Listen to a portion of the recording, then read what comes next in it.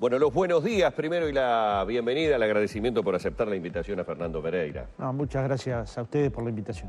Bueno, estaba atentamente Fernando siguiendo el desarrollo de este móvil que estaba llevando adelante María José Pino. Obviamente, Fernando, debo decirlo, con la cara de preocupación lógica que por estas horas, me imagino, tiene todo el movimiento sindical, sí, todo el país en realidad. No, sin duda, y particularmente a nosotros nos gusta dividir bien las aguas, digamos. Hay una lógica reivindicativa que nosotros compartimos. El Uruguay es un país que en los últimos 50 años ha invertido en forma magra en la educación, es decir, ha tenido presupuestos educativos muy bajos y al mismo tiempo a esos presupuestos educativos muy bajos le piden resultados muy altos, ¿no? Fijémonos que el presupuesto educativo en los 10 años de gobierno progresista trepó en forma significativa y un salario de un maestro hoy es de 17.000 pesos líquidos y de un funcionario que atiende los comedores escolares, la limpieza de un local escolar, el mantenimiento, la administración, no llega a 15.000. Estos son los salarios actuales de un presupuesto que, insisto, creció por encima del 70% en 10 años. La pelea porque esos salarios lleguen a 30.000 pesos me parece que es una pelea compartida por toda la sociedad, es decir, el reclamo es legítimo, es objetivo. Que los locales escolares o liceales estén en las mejores condiciones es legítimo y la pelea, por lo tanto, es legítima. Y que los estudiantes tomen acciones como las que han tomado son parte de la historia del Uruguay. Yo fui estudiante en el año 82, 83, 84, bueno, y en adelante, pero en adelante fue más fácil, es decir, en etapas duras donde la represión fue bastante complicada, e igual tomábamos la decisión de ocupar y lo hacíamos desde mi punto de vista legítimamente en defensa de derechos de los estudiantes y también de apuesta a que la educación tuviera más recursos, mejores condiciones, mejores locales, material suficiente para el aprendizaje y sobre todo contribuir a la lógica que la escuela esa con la que Varela soñaba, donde todos en un mismo banco de escuela nos pudiéramos conocer, fuera parte del ideario de la defensa de la educación popular, de forma tal que el reclamo estudiantil y el reclamo de los sindicatos de la educación, yo lo comparto 100%. De hecho, ambas medidas están consagradas en la Constitución, el derecho de huelga y el derecho de ocupación. Lo que mucha gente cuestiona es el tema de la falta de clases, ¿no? Otra vez, por un hecho de violencia que nadie puede justificar, se vuelve a detener las clases con paros que va acumulando una cantidad enorme de días en lo que va del año y eso es lo que mucha gente, en definitiva, termina cuestionando. Sí, el más preocupado es el que para, ¿no? Vamos, pensemos que los maestros y los profesores y los funcionarios que paran, más allá del imaginario popular, les descuentan el salario. Claro. Es decir, la vida de esos trabajadores en los próximos meses va a ser una vida mucho más compleja de lo que ya es con salarios muy bajos, ¿verdad? Es decir, esa preocupación no solo es de la sociedad en su conjunto, también es de los maestros, de los profesores y de los funcionarios de la educación. El problema es el siguiente. Nosotros tenemos un año en el que se pelea por el presupuesto nacional. Dentro de la campaña electoral de todos los partidos políticos estuvo la necesidad de llevar el presupuesto a un guarismo cercano al 6% del Producto Bruto Interno, es decir, a que la educación fuera tratada con mayor privilegio de lo que aparentemente va a ser tratada en este presupuesto, al menos en los primeros 2 años. El estudio del Instituto Cuesta Duarte lo que da cuenta es que si el gasto fuera lineal, al final del periodo llegaría al 5% del producto. Y uno puede pensar, bueno, entre 5 y 6 no es tanto, no, entre 5 y 6 son 500 millones de dólares. Es decir, es un montón de inversión para la educación, en construcción de liceos, en mantenimiento, en alimentación escolar, en generar los útiles necesarios y también en el salario, porque no se le puede pedir al profesor o al maestro o al funcionario que no viva de su salario. Y ese salario no da.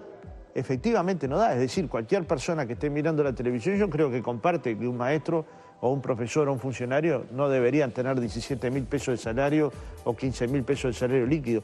Y aunque hay una propuesta de avanzar el salario, esa propuesta que está siendo analizada por los sindicatos, en realidad es una propuesta que nosotros pretendíamos que fuera un poquito más del doble de lo que están proponiendo, ¿no? Ahora, no todas las escuelas se están adhiriendo. Ahora nos llegaba un mensaje que dice: les escribo para comunicarles que no todos los maestros están haciendo paro. En la escuela 336, a la cual concurre mi hija Rocío, se están dictando clases. ¿Esto ha dividido en cierta medida al sindicato de la educación? Bueno, esperamos que no, porque lo peor que le puede pasar a una sociedad y a un sindicato es que tenga fisuras, ¿verdad? Todos tenemos que ser reflexivos. Además, todos tenemos que apuntar a la sociedad de la discrepancia con tolerancia. Digamos, yo cada vez encuentro más discursos con menos capacidad de escuchar una opinión diferente a la que uno tiene. Eso a mí me preocupa mucho más que cualquier otra cosa. Digamos, y también me preocupa que no entendamos que hay situaciones muy diversas y que la defensa de la educación es justa. Por ejemplo, me preocupa mucho que desde los sectores políticos, desde hace un tiempo a esta parte, se cuestione a los docentes del Uruguay, porque esos docentes son los que van a tener la responsabilidad de llevar la educación pública adelante. Y cualquier tipo de reforma, cualquier tipo de acuerdo educativo se va a hacer con esos docentes o no se va a hacer. Con lo cual, cuando se denosta al maestro o al profesor, cuando se lo critica, cuando se lo condena socialmente, en realidad estamos entrando en una espiral que es muy delicada, ¿verdad? La adhesión yo no la conozco, sé que los datos de adhesión que se dieron sobre una de las medidas particularmente, sé que es equivocado. Particularmente yo trabajo en primaria, sé bien las adhesiones de los paros cuáles son y han sido adhesiones altas, ¿verdad? De forma tal que no sé la de hoy, porque obviamente se está transcurriendo el día, pero en general el sindicato de maestros es un sindicato que tiene muy buenos niveles de adhesión a los paros. El PIT-CNT emitió un comunicado ayer a raíz de los incidentes del martes de noche en el Codicen, cuestionando los incidentes, cuestionando la actuación de la policía, de la Guardia Republicana, pero también en el segundo punto adjudica cierta situación a movimientos que nada tenían que ver con el movimiento sindical. Esto específicamente tiene que ver con Plenaria, Memorias y Justicia y el sindicato del taxi. Bueno, por eso separé. Una cosa son los estudiantes tomando sus medidas. Eso nosotros no solo lo comprendemos, sino no sería lógico que los estudiantes no demandaran en un año presupuestal mejoras para la educación. Lo hicimos todos en los años presupuestales. Para mí es un orgullo nacional que la FEU, que la Asociación de Estudiantes de Secundaria, que la Asociación de Estudiantes de UTU tengan una lógica de querer generar mejores condiciones para la educación pública. Y lo hacen de las más diversas maneras, con movilizaciones el 14 de agosto, con ocupación de liceos, con la ocupación del Codicen. Eso es parte de la lógica y a nosotros nos parece que el PIT-CNT, en la medida de que se le solicita, va a acompañar, va a ser solidario. Lo que no podemos es sustituir la dirección de los estudiantes o tomar acciones que puedan perjudicar la salida de los estudiantes.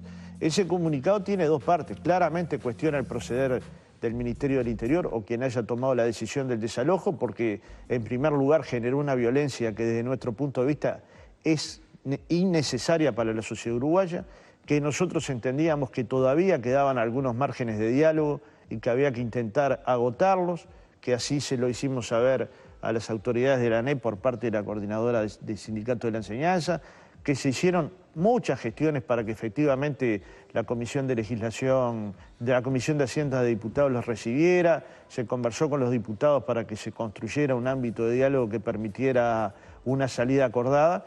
Por último, entonces, creemos que podría haber sido evitado esta situación de violencia que para nada contribuye a ese clima que yo digo que hay que tener en la sociedad, que es un clima de pensar diferente, pero al mismo tiempo ser tolerante con el diferente. Y otra cosa son metodologías que nosotros discrepamos con ellas hace más de 15 años. Claramente con la metodología de la Plenaria de Memoria y Justicia nosotros no nos tapamos la cara para decir que opinamos que son algunas de las acciones que toman contraproducentes para el crecimiento y profundización radical de los cambios que hay que hacer.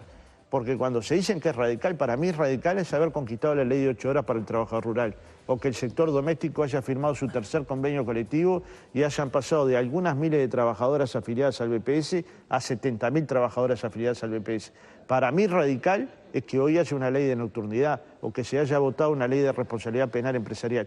¿Y sabe cuántas personas éramos en el Palacio Legislativo el otro día? Entre 60 o 70.000 personas. Así son los cambios que se dan en la sociedad uruguaya.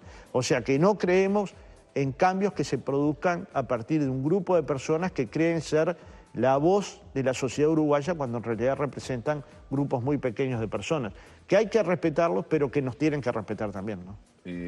Fernando, ¿existirá o existe la posibilidad o el pedido de que haya alguna medida del PIT-CNT con respecto al tema de la represión? Esto lo digo porque en las últimas horas el doctor Pablo Girardo, el abogado de los estudiantes, le mencionó particularmente en el diario La República, están sus declaraciones a La República, que hubo irregularidades en el procedimiento policial, es decir, que en el momento del ingreso al Codicen sí hubo agresiones a los estudiantes, y él personalmente dice que se dio a conocer como abogado de los estudiantes y que fue golpeado. Esta situación, es decir, de estar confirmándose en los hechos todas las declaraciones que estamos escuchando de irregularidades policiales, puede llevar a que determinados sindicatos soliciten al PIT-CNT la realización de algún paro, alguna movilización particular, en especial tomando en cuenta la represión como se desarrolló en el Codicen. Bueno, tenemos esa misma versión, ¿verdad? La misma, y algunos estudiantes también que se comunicaron con el PIT-CNT. También tenemos la versión de que hay muchos estudiantes que creen que se podrían haber evitado ese tipo de violencia si pudieran haber salido en forma lógica. Hasta ahora no hay ningún planteo de medidas, pero sí hay una medida concreta, que es denunciar, porque no todas las medidas son paros, ni todas las medidas deben de ser paros. Sí ya está una medida resuelta, que es cuestionar el procedimiento policial. No obstante, el martes que viene, o tal vez antes, ya con más información y con más elementos, analicemos si hay que tomar medidas de lucha. Y si hay que tomarlas, no vamos a vacilar. Por ejemplo, cuando se decretó la esencialidad en la educación a partir de una decisión, el movimiento sindical votó un paro de un día para el otro y colocó 3 cuadras de personas de un día para el otro en Fernández Crespo, porque creíamos que se estaba violentando un derecho humano fundamental, que es el derecho de huelga. Aquí hemos visto imágenes, todos hemos visto imágenes que por lo menos yo estoy seguro que a todos nos han herido la sensibilidad.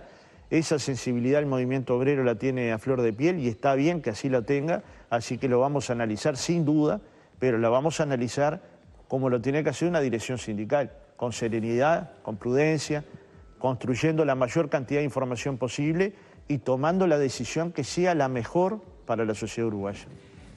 ¿Queda margen de negociación ahora? Porque en realidad el presupuesto ya entró al Parlamento, lo que sí sirve es determinar, tratar de ver con el Codicen cómo se distribuye el dinero que está adjudicado. Bueno, siempre quedan márgenes. Yo soy de los que creo que una negociación se termina el día que se firma un acuerdo y que siempre hay una mesa donde poder dialogar. Por ejemplo, hay cláusulas del acta de entendimiento que podrían tener pequeñas modificaciones que podrían ser comprendidas o aceptadas por los sindicatos, en particular por muchos de los sindicatos de la educación. Y me parece que hay que ver si se encuentra una lógica para discutir los 3 años posteriores a este convenio que se propone 2 años para que efectivamente el presupuesto educativo dé un salto y efectivamente alcancemos esa cifra, que no es mágica, que es la cifra menor, porque hay gente que dice solo con dinero no se va a resolver el tema de la educación. Y es probable que esto sea así. Ahora, sin dinero es seguro que no se va a resolver el problema de la educación. O sea, lo contrario es seguro que no va a modificar el tema educativo, ¿no? Fernando, queremos agradecerte tu presencia. Ya estás viendo en el video wall que el móvil tiene allí la imagen de Irma Leites, que está dando declaraciones. Reitero, el agradecimiento por tu presencia esta mañana aquí. El agradecido soy yo. Bueno, bien, vayamos